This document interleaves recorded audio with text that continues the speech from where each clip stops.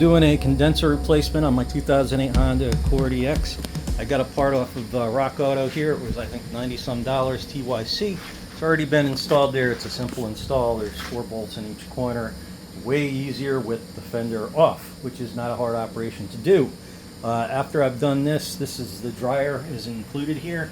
I'm going to do the valve on the back that's behind the firewall there to make sure we don't have any crud in there, to try to get the AC to blow nice and cold. It used to blow really cold, now it kind of blows cool. And after topping off the Freon, nothing's really happening. It's still the same. So I went on there and I noticed after the last paint, I had a paint job recent on the car. There's a lot of paint on the bottom of it, and it was pretty rotten. There's a lot of hits on bugs and garbage in there, and it looked awful. So I'm hoping this is it, and this takes care of the problem. But I'll have it done pretty soon. Not a hard car to work on. Very modular, pieces come apart easy. So I just got the 2 aluminum tubes off the expansion valve. This is the expansion valve sitting back here. You can see a large port, a small port.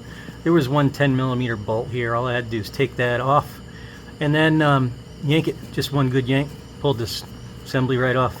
I've zip tied it to the line. I think it's like probably brake lines down here. Zip tied down to that. Keep it out of the way while I'm working.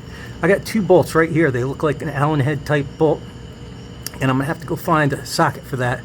But those 2 need to come out before I can remove this expansion valve, which I'll have to probably do like a sideways and just play with it a little bit to get it out of there. Okay, so what we're gonna need to take those 2 bolts off is a number 4 Allen head, and I have a 3/8 inch version here. So it's a number 4 3/8 inch socket. So I'm gonna put that in there on the expansion valve. Take those 2 screws out, and I'm going to pull that thing out. This is the expansion valve, and let's see if I can match it up. Yeah, okay. So there's the old expansion valve. There's a new one, and as you can see, I got the 2 bolts out. They're sitting out here somewhere.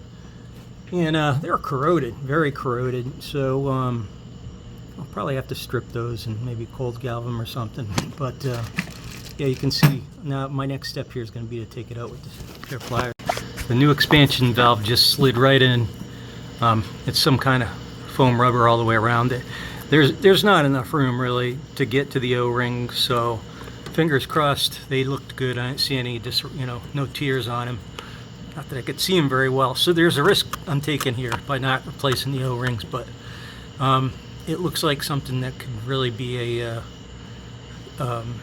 problem. It could really cause an issue trying to take that out. I see more of a risk trying to take them out than I do replacing them, so that's what I'm going to go with the originals. I slapped it back in there. I'm going to put it back together the way I took it apart, and that should do it.